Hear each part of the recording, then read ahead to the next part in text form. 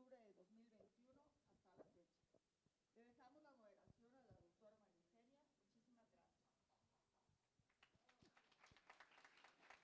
Muchísimas gracias. Buenos días, bienvenidas, bienvenidos a ustedes. Es un honor para nosotros tenerles aquí presentes para presentar este libro de Democracia y Justicia Electoral en Chiapas, que es una mirada desde el sur, desde una perspectiva analítica y crítica, y que son diversos autores quienes escriben y les hacen este análisis al respecto. Entonces, para aprovechar el tiempo y darles la palabra, me voy a permitir presentar en primer lugar a la maestra Laura León Carballo. Ella es originaria de Tuxtla Gutiérrez, Chiapas, es licenciada en Administración de Empresas, licenciada también en Derecho, maestra en Gestión Pública Aplicada, doctora en Administración Pública y maestrante en Derecho Constitucional y Derechos Humanos. Se ha desarrollado profesionalmente como jefa de sección de la Unidad de Comunicación de la Universidad Autónoma de Chiapas, ha sido directora general del Instituto Estatal de Empleo, secretaria de Desarrollo Social en el municipio de Tuxtla Gutiérrez y asesora de la Secretaría de Planeación, Gestión Pública y Programa de Gobierno. En sus cargos más recientes se desempeñó como consejera electoral del Instituto de Elecciones y Participación Ciudadana. Ha sido secretaria de Control y Gestión de la Comisión Estatal de Derechos Humanos y asesora externa en Derechos Humanos en la Asociación Nacional de Universidades e Instituciones de Educación Superior, mejor conocida como ANUIES. Es fundadora del Observatorio de Participación y Empoderamiento Político de las Mujeres en Chiapas y actualmente es secretaria técnica y presidenta de la Comisión de Derechos Humanos y Cultura de Paz del colectivo 50+1, capítulo Chiapas. Démosle un aplauso para recibir.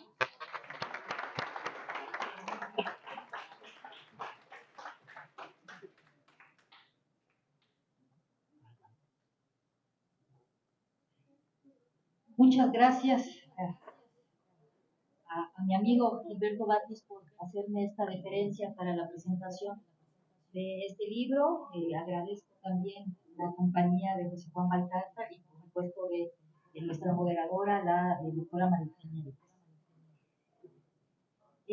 Las aportaciones que nos brindan los distintos participantes del libro Democracia y Justicia Electoral en Chiapas nos permiten vislumbrar en qué medida el Tribunal Estatal Electoral garantiza el derecho a la tutela judicial efectiva, los criterios interpretativos que aplica en las inelegibilidades, la reelección, el procedimiento especial sancionador, la anulación de elecciones por violencia generalizada, el razonamiento probatorio, también las reglas en las que basa el ejercicio de su control de convencionalidad y constitucional de las reglas de las limitaciones de los derechos político-electorales, y también es ocasión de conocer la doctrina judicial de los equivalentes funcionales para identificar los actos anticipados de campaña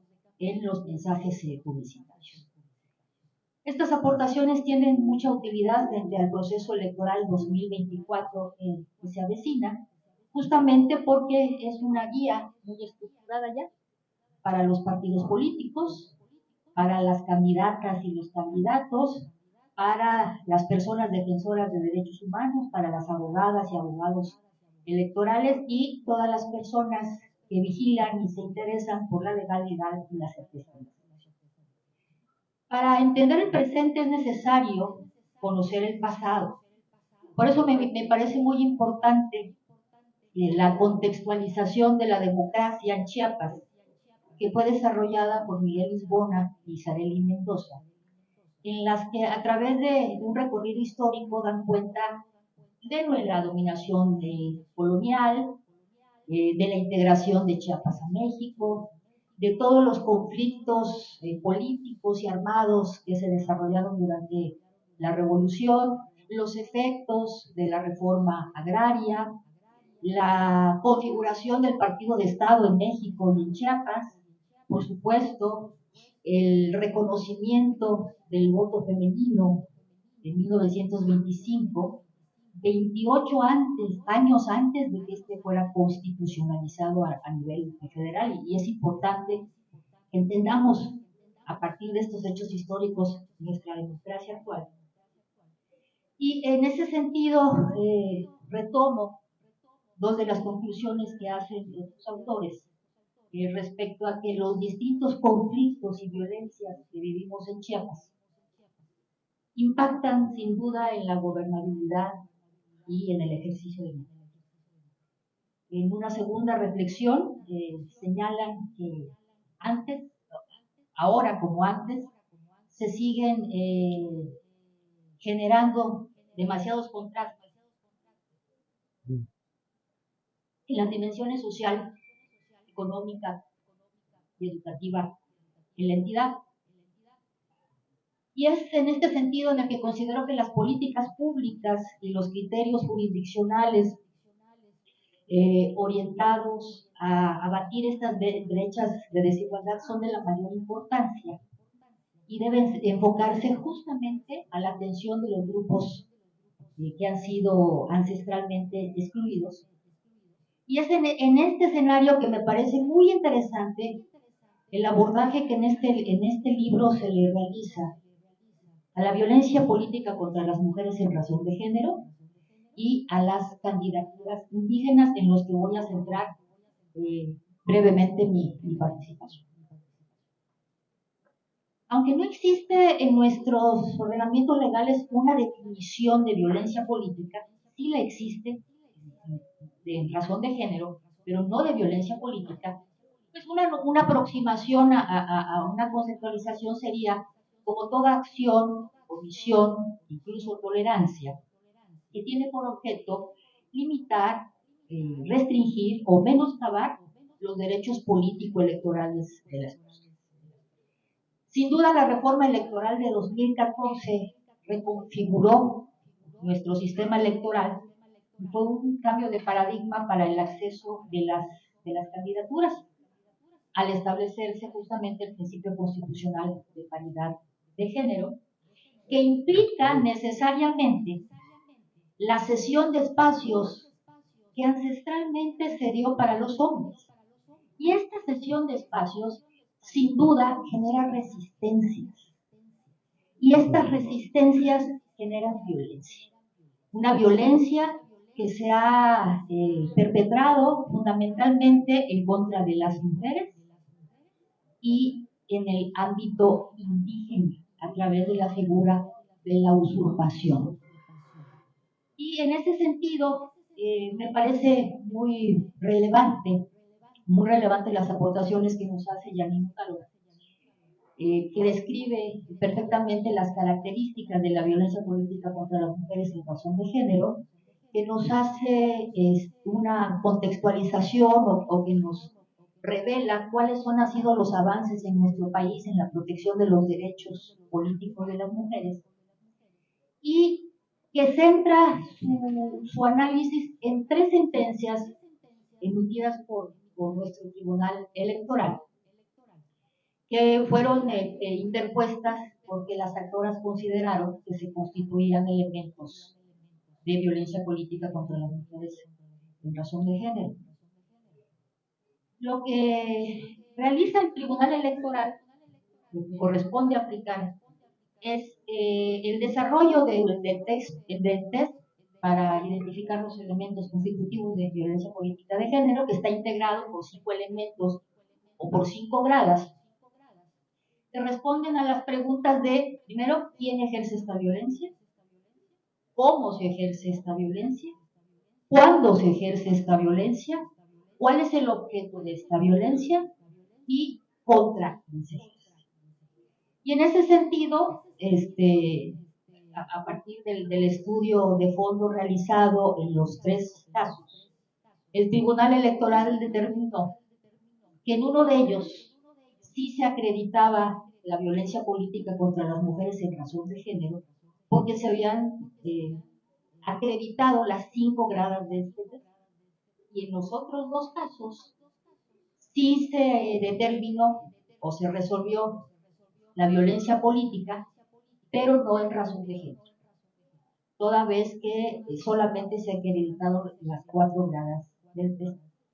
¿Por qué refiero todo esto? Porque me parece bien interesante para que las mujeres, para que las académicas, para que quienes van a ser candidatas a los cargos de elección popular en el próximo proceso electoral, puedan comprender cuáles son las consideraciones que hace el tribunal para considerar que una acción o una omisión está basada en elementos de género, es decir, que se dirige a una mujer por ser mujer, que tiene un impacto diferenciado y que las afecta desproporcionadamente.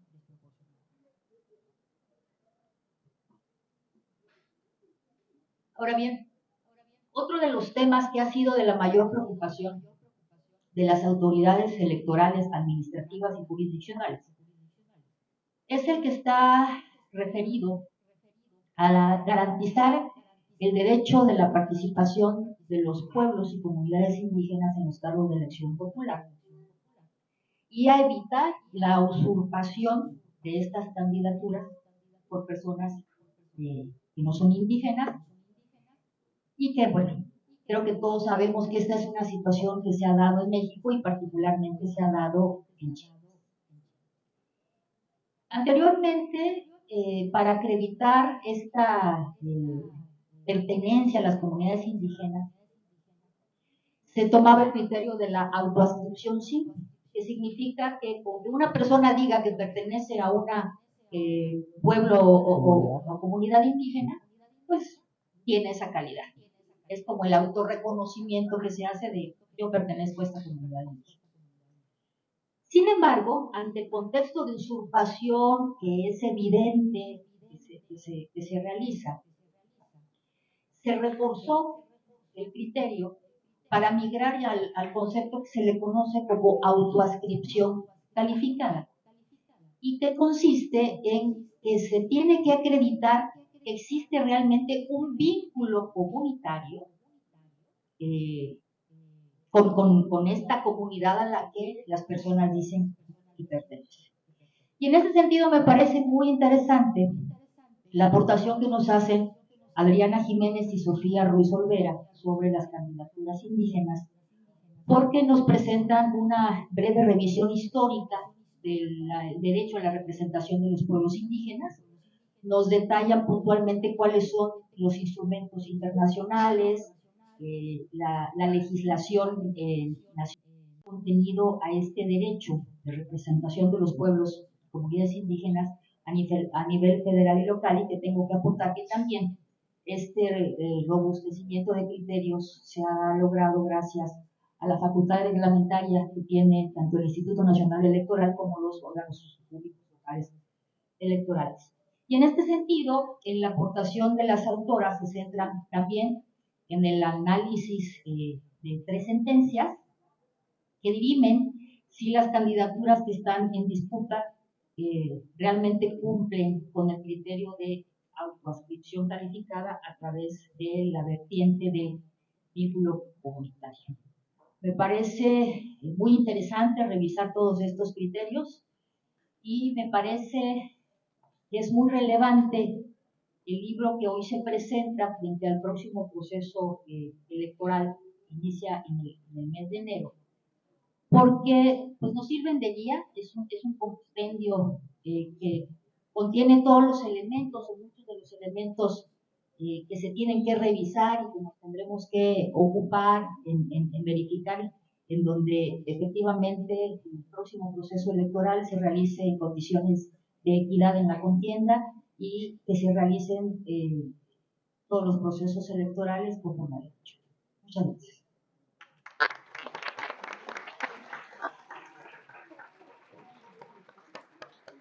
Gracias, Gracias, doctora Laura. Creo que con esta clara explicación nos despierta el interés para poder tener el libro, ¿verdad? Voy a pasar ahora a darle la palabra al comunicador José Juan Balcázar. Él nos dijo que quería que lo presentáramos así, aunque realmente pues, es un conocido, reconocido periodista. Se proclama prófugo del arado y del acor, dedicado al argüende profesional, periodismo, le dicen, desde hace 35 años. Es fundador de varios medios de comunicación como Semanario Este Sur, Diario Noticias y Diario Portavoz, del cual es actualmente director editorial. Recibámoslo con un aplauso.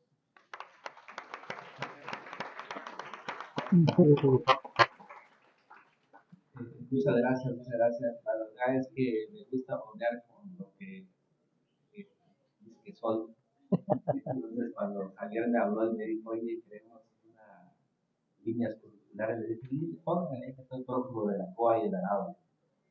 La verdad es que venimos de sectores muy humildes, muy pobres, del campo, pero hemos tenido la posibilidad de estar en otros ámbitos, con amigos cultos, que me gusta contarme, como es el caso aquí de Gil, que me agradezco esta invitación, a presentar este libro que es testimonio de la lucha permanente entre la ética y la moral, entre el ser y el deber ser, entre la ley y la irracionalidad humana, entre la razón y el arrebato, entre el respeto y el abuso.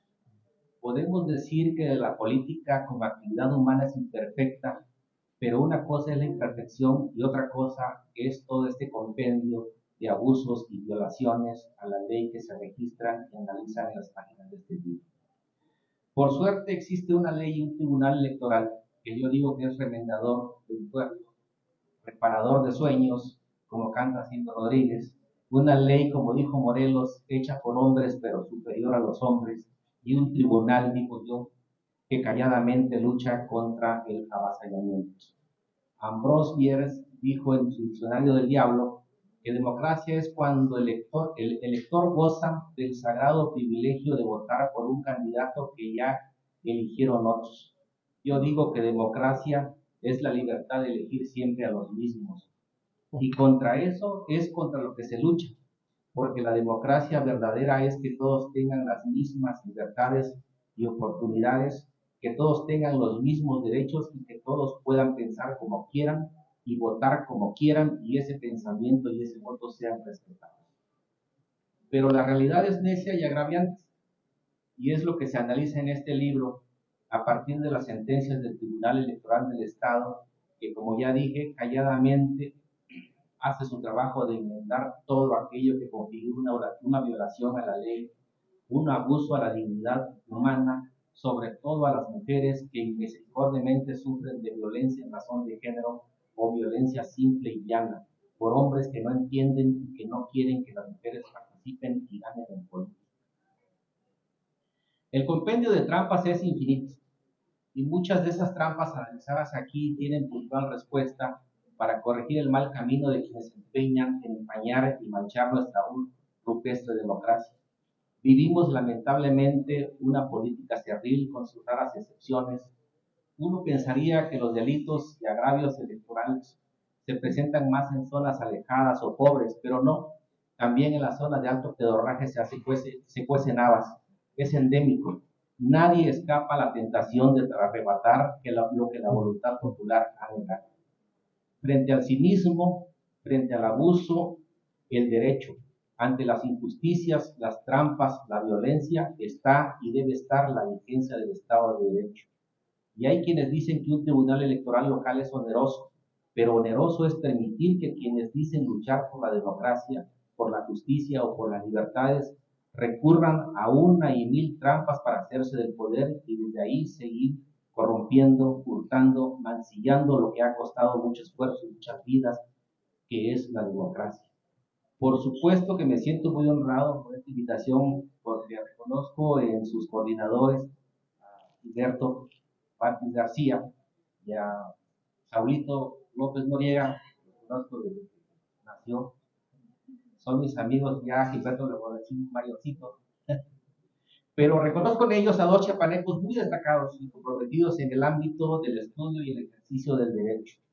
Considero, le decía aquí hace rato, que este libro debe ser de estudio en las universidades y en los partidos políticos para tener una idea muy clara y amplia de lo que no debe hacerse en nombre de la política y en contra de la democracia.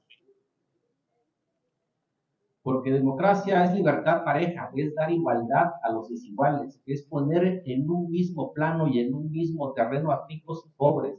Por eso, este libro y el trabajo que hacen en el Tribunal Electoral del Estado de Chiapas tiene, como dicen en Miraflores, tiene una importancia fundamental para dejar testimonio de un proceso largo y vergonzante de la afrenta permanente contra las reglas, contra las normas y contra los derechos de quienes van a una contienda, pero también de quien vota y exige respeto a su voto. Defender la democracia y hacer valer la ley en un contexto salvaje, en un mundo de avaros y perniciosos, donde don dinero es un poderoso caballero, como decía Quevedo, es un trabajo que merece todo nuestro respeto y reconocimiento. Democracia y justicia electoral es, sin duda, un libro que debe estar en las universidades y en los partidos, en la biblioteca de quienes tenemos a la democracia como principio fundamental de respeto y de crecimiento como sociedad. Muchas gracias y muchas felicidades por este programa. Y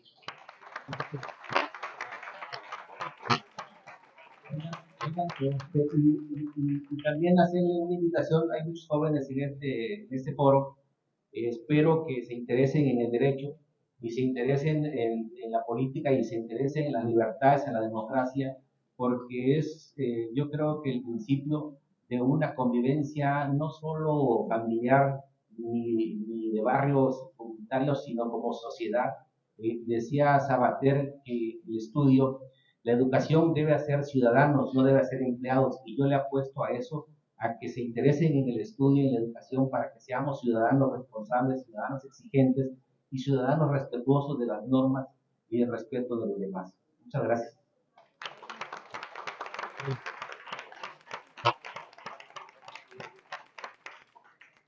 Muchas gracias, José Juan. Es importante decir que aquí el magistrado presidente, que es coordinador de este libro que estamos presentando, también lo es coordinador Saúl López Noriega, y que está compuesto por varios trabajos, como ya bien lo han referido, y hay otros autores que quisiera mencionar. Son, por supuesto, además del magistrado Gilberto Vázquez García, Licerio Cuello Garcés, Leopoldo Gama, Raimundo Gama Leiva, Caridad Hernández Centeno, Adriana Jiménez López, Miguel Lisbona Guillén, Saúl López Noriega, Javier Martín Reyes, Sareli Martínez Mendoza, Yanín Otálora Malasís, Reyes Rodríguez, José Roldán Chopa, Geraldín Romero Cerón, Celia Sofía Ruiz Olvera y Beatriz Claudia Zavala Pérez.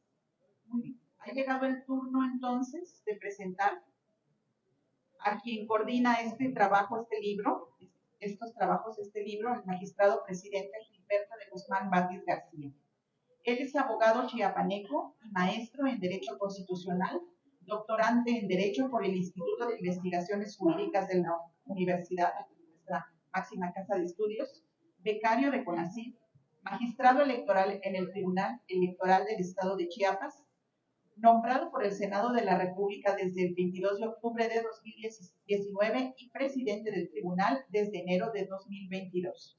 En el ámbito profesional se ha desempeñado como consejero electoral en el Instituto de Elecciones y Participación Ciudadana del Estado de Chiapas, nombrado por el Pleno del Consejo General del INE. Asimismo, se ha desarrollado en la Sala Superior del Tribunal Electoral del Poder Judicial de la Federación como asesor de mando superior, responsable de la unidad de jurisprudencia en la coordinación de jurisprudencia, seguimiento y consulta.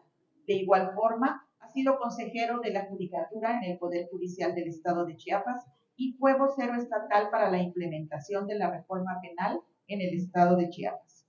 En la legislatura del Estado de Chiapas ha sido coordinador de asesores de la mesa directiva del Honorable Congreso del Estado, y anteriormente se ha desempeñado como director de Relaciones Nacionales y Asuntos Internacionales de la Suprema Corte de Justicia de la Nación, donde también colaboró como director de investigación jurídico-documental. Desde la academia ha ejercido como profesor de asignatura en diversas instituciones, impartiendo las materias de Derecho Constitucional, Teoría de la Constitución, Sistema Político Mexicano y Administración de Justicia, entre otras. Recibámoslo con un aplauso. Sí. Buenos días todavía para todas y todos quienes nos acompañan.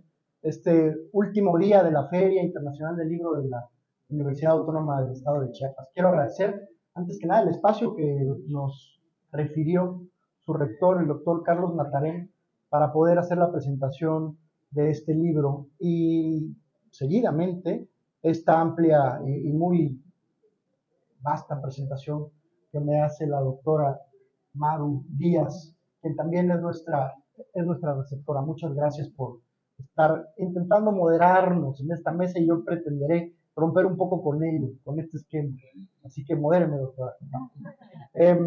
Gracias también a mis amigos, la doctora Laura León y José Juan Balcázar Moreno. Como ustedes pudieron ver, jóvenes, este libro es eminentemente o estrictamente de derecho. Ustedes verán que es un trabajo técnico que se realiza desde el Tribunal del Estado de Chiapas, sí, aquí en Tuxtla, que tiene jurisdicción para toda la entidad, para todo el estado de Chiapas. Y me voy a pretender hacer una confesión, incluso para tratar de captar el interés de todos ustedes, toda vez que voy a modificar el guión que tenía presente, porque ya veo que la Prepa 7 nos está mayoriteando. Y en democracias, generalmente esto de las mayorías, pues es lo que gana.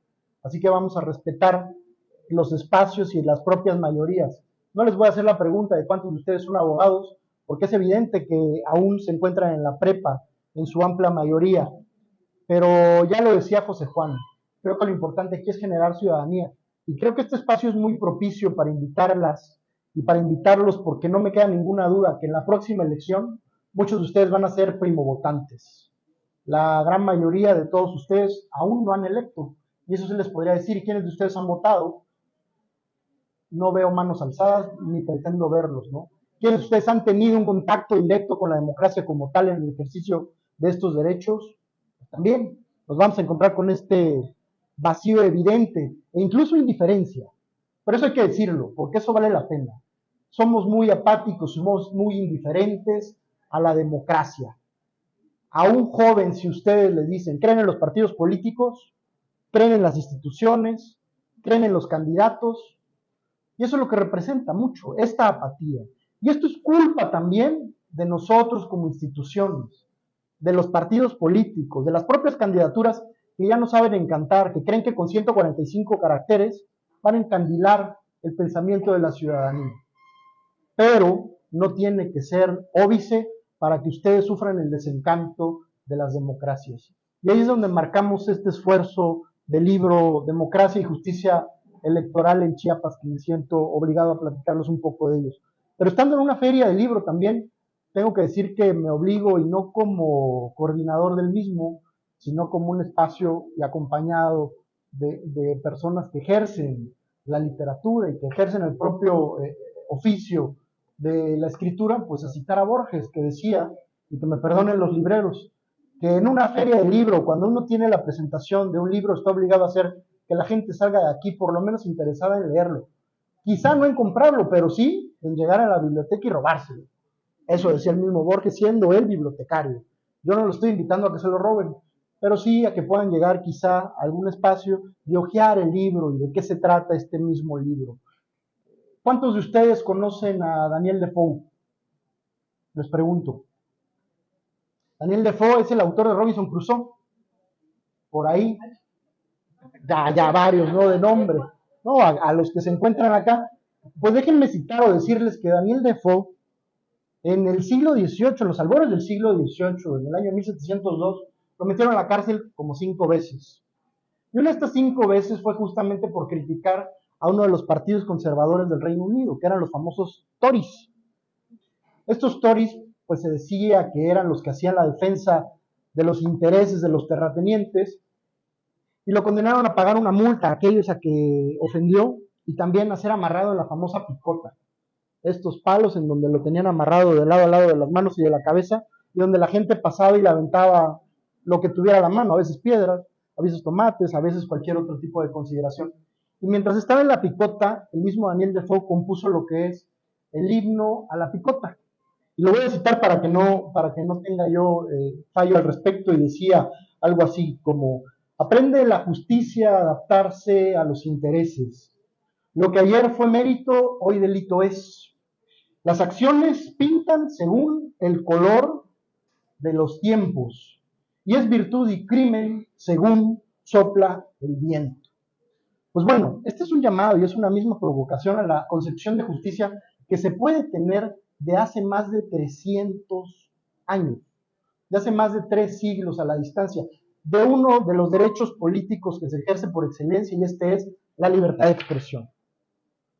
El libro que estamos presentando el día de hoy converge en justamente muchos temas. Ya lo decían mis compañeros, de cuáles son las temáticas a abordar, y uno tiene esta concepción de cuando se trata de derechos político-electorales, las más de las veces se trata solamente cuando está la elección, ¿no? Pues el próximo año que hay elecciones es cuando va a tener chamba los tribunales, cuando van a tener chamba los partidos políticos, y déjenme decirles que en esencia esa sería la justificación de una institución como el INE a nivel federal, como los institutos locales a nivel local y como los tribunales locales y federales. Un sistema tan farragoso que lo hacemos de idas y venidas, pero déjenme decirle algo: lo que se trata justamente en unas instituciones como estas es el respeto del ejercicio pleno de los derechos. Y uno de los derechos políticos por excelencia, pues es el de la propia libertad de expresión. Decía pues la doctora Maru Díaz que somos más de 18 autores los que integramos la obra, porque se analizan más de 30 sentencias del tribunal. Y no les estoy hablando de sentencias que deben de sernos lejanas, son sentencias que sucedieron en más de... Les platico cómo fue esta obra. En el año 2021 tuvimos la última de las elecciones, que vendrá en el 24, en donde los 123 municipios se fueron a una renovación de sus poderes. Pero déjenme platicarles a alguien para quien no estuviera al tanto de las modificaciones legislativas. En el 2021 fue la primera oportunidad que los presidentes y presidentas municipales podían ser reelectos. Eso es algo que quizás nosotros todos no sabíamos, porque era la primera vez que iba a pasar eso. Entonces estamos hablando de un derecho político electoral como puede ser la reelección, y ustedes dirán: sí, pero ¿de quién es derecho? ¿Del candidato para ser reelecto? ¿Del partido que tiene esta hegemonía para proponer a las candidaturas y decirle al candidato, candidata, si vas o no vas? ¿O de la misma ciudadanía para decirle a un candidato, no eres digno de mi voto porque no hiciste bien tu chamba y por ello no te reelijo? ¿O te quiero castigar con el voto, o te quiero premiar con el mismo voto y por eso vas a ser reelecto? Este es uno de los temas que se tratan en la obra. ¿Cuáles son las reglas del juego para el ejercicio del derecho en función de la reelección como una expectativa de derecho? Se los platico nada más porque justamente eso se trata de una de las provocaciones que viene en el libro. Pero a partir justamente de esta experiencia de 2021, yo asumía también la responsabilidad, como lo decía la doctora, de presidir el tribunal. Y en mucho el esfuerzo colegiado, porque hay que decirlo así, yo integro un pleno conformado por mis compañeras magistradas, la magistrada Sofía Ruiz Olvera y la magistrada Caridad Hernández Centeno, hoy en funciones, y quien también está a cargo de la Secretaría General, la maestra Saraí Adriana Jiménez López. Pues son 3 mujeres que me acompañan en la integración de este pleno. En este ejercicio dijimos, tenemos ya un buen test de qué fue lo que sucedió en el 2021 y vamos hacia el 2024. Tiene que pasar un aprendizaje significativo de esta experiencia de 2021.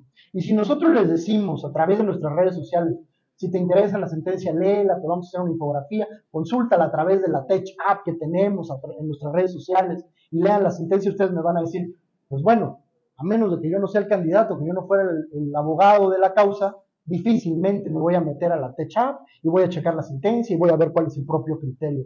Es natural.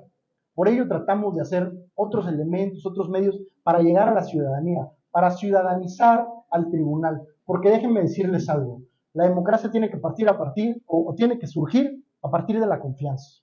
La confianza en las propias candidaturas, la confianza en los propios partidos políticos que tienen que encantar, que tienen que encandilar, que justamente lo que pretenden es eso, generar esta sincronía para con la ciudadanía y generar aceptación, generar ambivalencia, pero también para con nosotros y el quehacer de las instituciones democráticas. Y uno de los mecanismos de confianza que queremos más serio desde nuestra responsabilidad como tribunal y sobre todo para la posteridad, porque aquí no solamente estamos hablando de sentencias emitidas sin razón y sobre un caso particular, Déjenme platicarles que sobre estos 123 municipios que se fueron a la renovación de sus autoridades, ¿saben cuántos juicios de nulidad tuvimos? Un comparativo, para que tengan una idea. Es la cifra más alta que hemos tenido en la historia del estado de Chiapas. Juicio de nulidad, es decir, que no quiero que esta elección valga, por así decirlo, en el municipio determinado.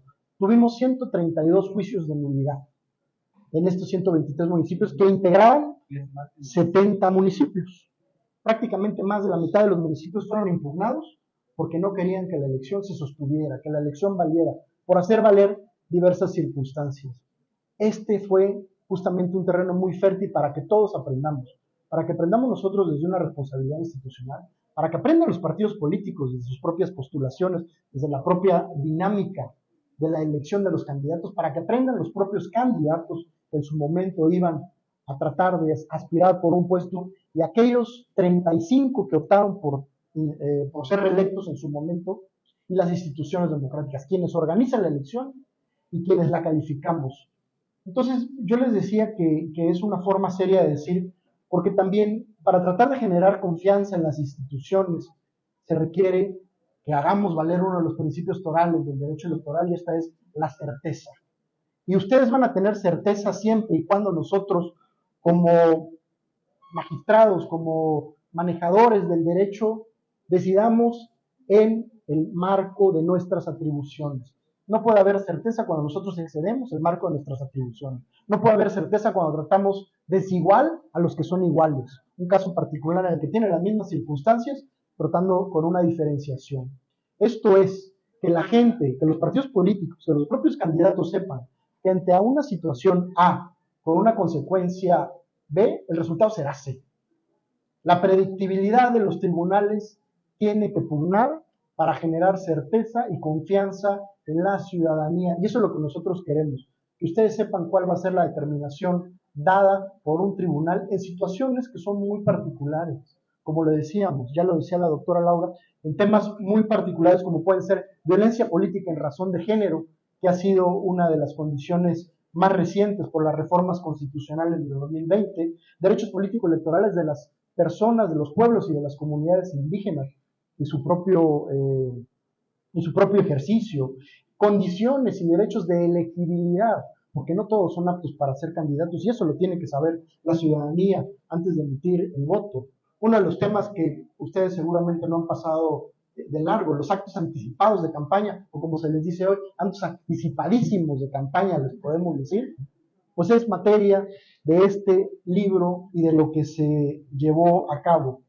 Entonces, para no ser más engorroso con ello, jóvenes, el esfuerzo que nosotros estamos tratando de hacer desde el sur, y lo digo con esta responsabilidad desde el sur, fue porque acudimos a un sello nacional, como lo fue Tirán Lobrán, para la publicación de esta obra. Acudimos a los amigos chiapanecos que se encuentran también desde lo nacional para llevar una voz desde el sur. Ya lo decía Laco, los vientos del sur soplan de abajo para arriba, porque los que vienen de arriba para abajo traen malas noticias en aquel viento. Entonces nosotros pretendíamos llevar buenas noticias desde el sur. Los nombres que nos hizo favor de leer la doctora Maru representan al presidente del Tribunal Electoral del Poder Judicial de la Federación, a la expresidenta del propio tribunal, que son nuestros sínodos, a la consejera del Instituto Nacional de Elecciones, Claudia Zavala, quien también preside la propia comisión de quejas. Esto es, abrimos los asuntos, estos más de cerca de 30 expedientes y asuntos, al escrutinio público de académicos, de investigadores, de profesionistas, de colegas que tuvieran una mirada desde lo federal a hacer un calificativo desde el sur, y que sepan que en el sur también pueden pasar buenas cosas, que sepan que en el sur, si bien es cierto, hemos ido y hemos dado noticia desde 1824, hablando de la memoria democrática de nuestro estado, somos el primer estado que tuvo la federalización y esta anexión por propia consideración a nuestro país, pues ese es uno de los primeros ejercicios democráticos. Somos donde primero se ejerció el voto de las mujeres, en este ejercicio del libro también ahora vamos a celebrar los 90 años del ejercicio de participación política de las mujeres, que no necesariamente del voto. Pues eso hay que divulgarlo y hay que decirlo, y que se nos califique también con esta mirada. Esto es muy fácil que la gente tenga desconfianza cuando no conoce el quehacer de las instituciones. Cuando nosotros echamos un velo de oscuridad sobre las cosas, pues vamos a andar en penumbras. Lo decía alguna vez algún periodista que leía, y es como entrar a una cueva a veces a estas instituciones, sobre todo a las judiciales, y uno tiene que ir a tientas y tiene que ir con los ojos cerrados, pianito, porque no vayas a pisar una piedra o caer en un hoyo. Eso es lo que nosotros tenemos como responsabilidad mientras estamos en el ejercicio del cargo, que ir combatiendo. Y tenemos justamente que ir tirando luz en donde existe esta oscuridad. Y mientras tú puedas ir tirando estos haces de luz, vas a generar apertura. Y esta apertura se pretende que genere confianza. Y la confianza que se genere justamente en el ejercicio libre, sin simulaciones y sin violencia del ejercicio de los derechos políticos electorales. Hoy hacía un llamado el periodista Balcázar a ustedes como jóvenes que yo comparto, que en el ejercicio de sus profesiones se involucren en lo político. Y no en lo político hablando solamente a la participación desde los propios partidos.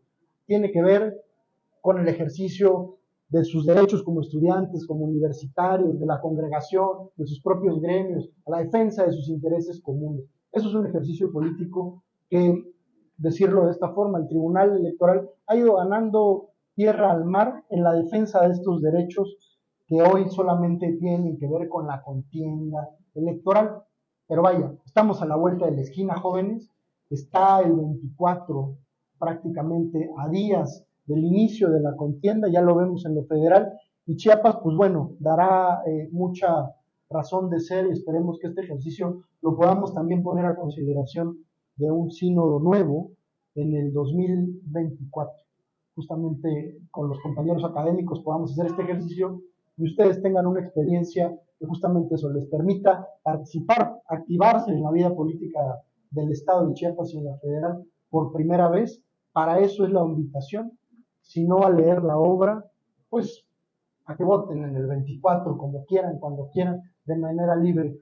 Por ahí me gustaría, si pudiéramos, acabando esta exposición, contactar a los jefes de grupo para que les hagamos llegar, aunque sea un ejemplar de donación a la biblioteca de estas prepas, para que hagamos llegar un ejemplar y quien tenga este interés, por lo menos pudiera consultarlo en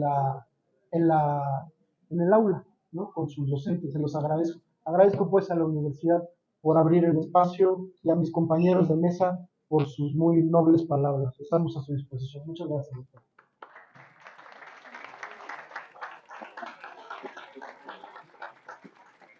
Gracias. Tenemos un breve lapso para preguntas o comentarios. 1, 2. Sí, adelante. Pasamos el micrófono. Gracias.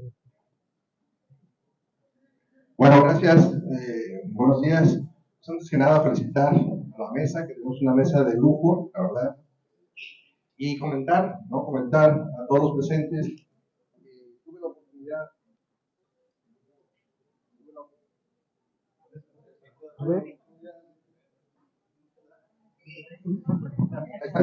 Tuve la oportunidad de leer el libro previo a esto. La verdad que los felicito por el trabajo, porque los que somos apasionados del derecho electoral nos permite ver una serie de facetas dentro del mismo derecho electoral y elaborado por la mayoría por chiapanecos. Y creo que Chiapas necesita más obras de este tipo que ayude a construir realmente los conceptos que el título aborda, que es democracia y justicia electoral en Chiapas, ¿no? Entonces los felicito de antemano y creo que quien lo lea será fan de este libro porque trae muchos temas muy interesantes y creo que hoy se plasma una tesis importante que nos acaba de comentar el magistrado, que es construir la confianza en candidatos, partidos políticos, instituciones, pero a partir de haberse construido un sistema electoral a base de la desconfianza. Entonces creo que tenemos que pasar por una etapa nueva, en donde tenemos que crear ahora esa confianza. Muchas gracias. Dani. Bueno, sí tenía que hablar, no es que sea comiteca y ya saben que dicen que los comitecos hablamos mucho. Pero me parece muy interesante, primero la temática del libro, muy buena la forma de expresión de esta mesa, me siento muy contento que ya se de raíces con comiteca pilote. Y bueno, que los jóvenes preparatorianos escuchen esto de esta manera, creo que va a haber un cambio de actitud. Entonces quiero invitarlos, primero a felicitarlos por el libro, pero a buscar alguna estrategia, ustedes, que me parece, honestamente sí me cambiaron un poco la mentalidad ahora, porque sí somos una sociedad que desconfía, pero que tiene obligaciones. O sea, una cosa es que desconfíes y otra cosa es que no cumplas con tus obligaciones ciudadanas, ¿no? Y también de la crítica que puedas hacer, pero una crítica centrada en el análisis, no nada más porque se te ocurre. Entonces, quiero felicitarlos porque sé que van a hacer un papel muy importante en esto que viene. Y a los jóvenes, señoritas, y a sus maestros que honestamente me emociona saber que están acá, que estuvieron en Adivinar Rimas, que es otra cosa, pero que a la vez tiene mucho que ver. Entonces los invito a ustedes a que quizás generen algún taller con este libro bastante lúdico, pensando en esta juventud que va a cumplir 18 y que tiene que votar, y tiene que saber votar, y por qué. Entonces, ya sé que tiene mucho trabajo, pero quizás puedan generar un grupo que lleve esos talleres a la escuela, a las escuelas preparatorias del Estado. Es mucho trabajo, pero mínimamente con ciertos grupos, algunas escuelas como muestreo, para ver qué se logra. A lo mejor hacemos chicos ciudadanos más conscientes de lo que van a hacer, porque en realidad estamos siendo una sociedad demasiado mediatizada desde otros lados, demasiado leyendo cosas que nos contaminan en las paredes, y sí necesitamos saber quiénes son por quienes vamos a votar, y tenemos que saber elegir y también protestar si por quienes votamos no se portan a la altura de nuestras expectativas. Muchas gracias, felicidades por el libro y pues adelante. Pues ya.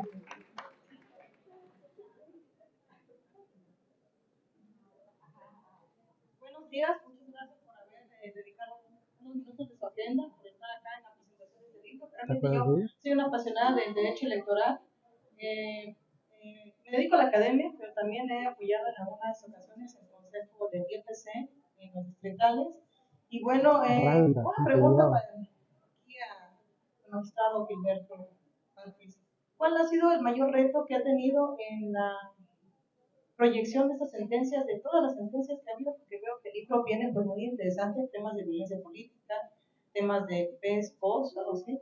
Entonces, yo todavía hoy lo estoy conociendo y dije yo, no me puedo perder realmente esta edición de este libro más ad hoc a Chiapas, porque tenemos, creo que, tal vez mucha literatura en materia federal, pero en Chiapas hace falta, ¿no? Entonces, agradecerle, y bueno, esa pregunta, y bueno, agradecer a todos los que están aquí el día de hoy. Mi nombre es Elizabeth Ralda, a las órdenes. Gracias. ¿Algún otro espacio? ¿Sí? ¿Alguno? Sí, pero si hay otro de una vez.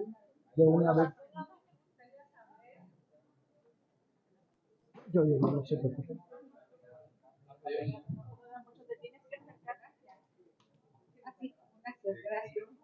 Disculpas. Buenas tardes a todos y a todas.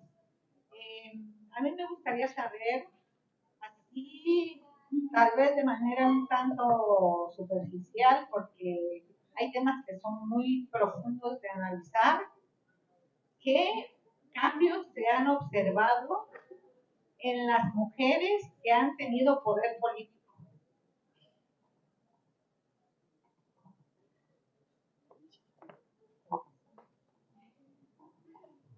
Es famoso, ¿no? ¿Alguna otra pregunta, inquietud, participación de los jóvenes? Pues si me lo permiten, voy a empezar con la de la licenciada Ralda y voy a permitirme también incorporar a la doctora León, toda vez que ella integra el colectivo 50+1.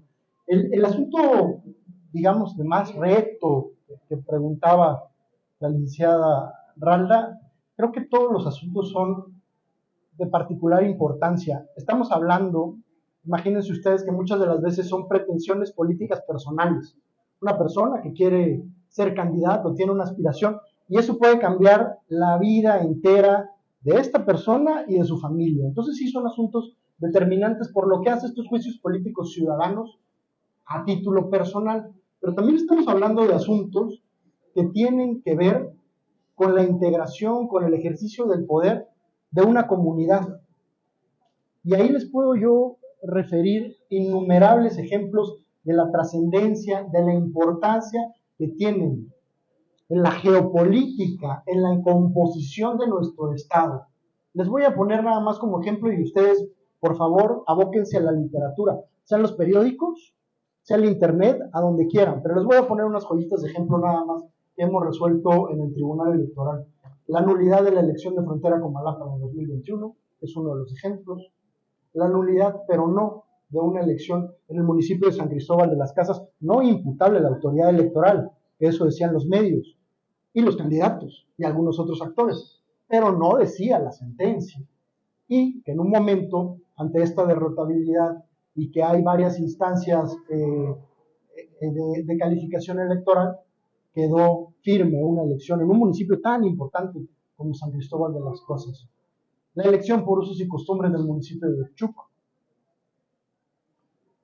Simplemente, que es uno de los asuntos que están por ahí, el ejercicio de la integración de un municipio como lo es el municipio norteño de Catazajá, que al día de hoy sigue teniendo un ejercicio de una integración pluripartidista y que tiene que tener arreglos, soluciones duraderas para el beneficio de sus comunidades, son asuntos de verdad de la mayor trascendencia que no necesariamente estamos viendo en el municipio de Tuxtla Gutiérrez, pero que tienen una réplica en cada una de sus comunidades, como puede ser Altamirano, Teopisca, los bloqueos que existieron en el municipio de Teopisca, que tuvieron que ver con una resolución de carácter político electoral en su momento. Vaya, son asuntos de la mayor trascendencia, les podría decir yo, y no por el ejercicio de uno, sino por la vida en esas comunidades en el día a día.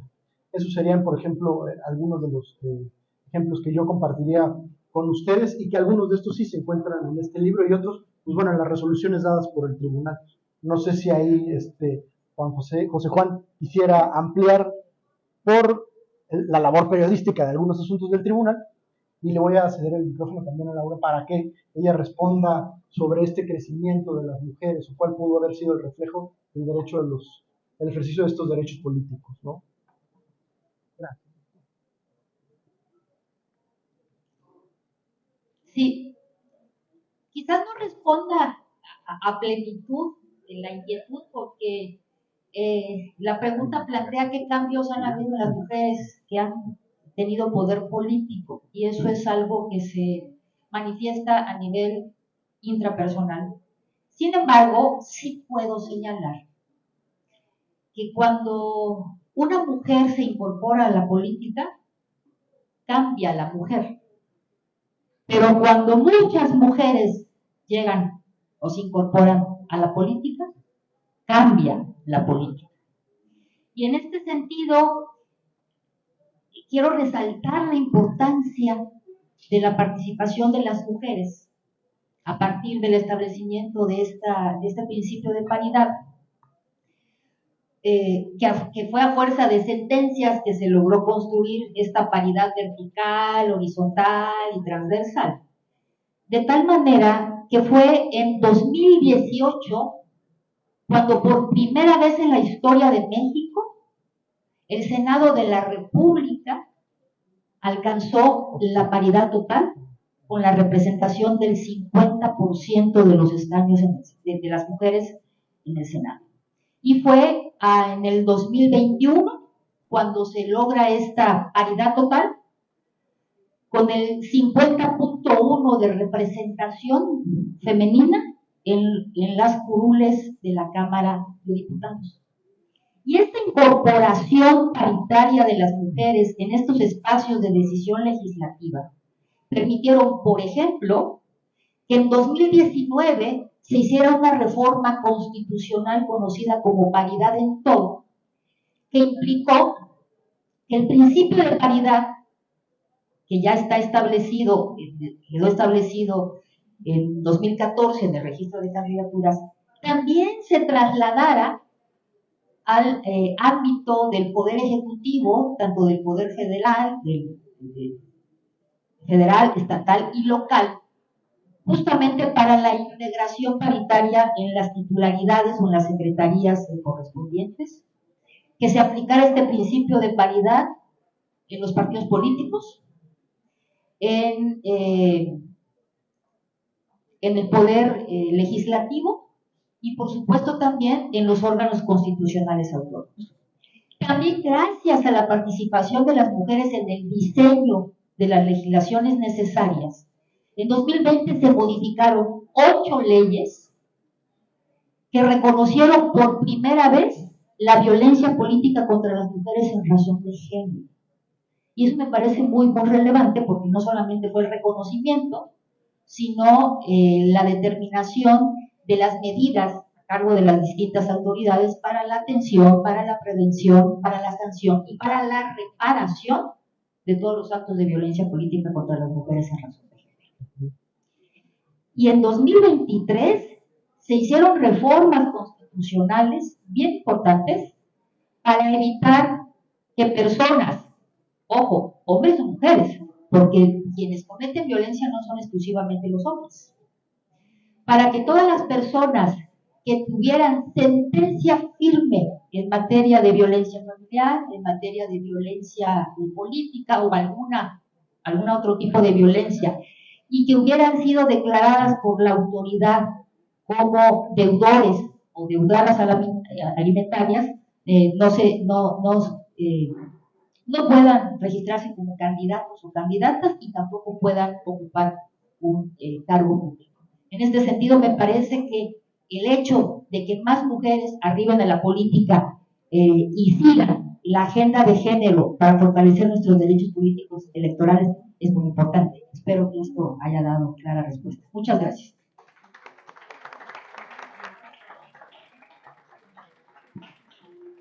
Muy bien, entonces para finalizar esta presentación, no sin antes decirles que el libro está a la venta aquí, pero también en Braulios, en el stand de Braulios allá en la feria. Vamos entonces, me pongo de pie para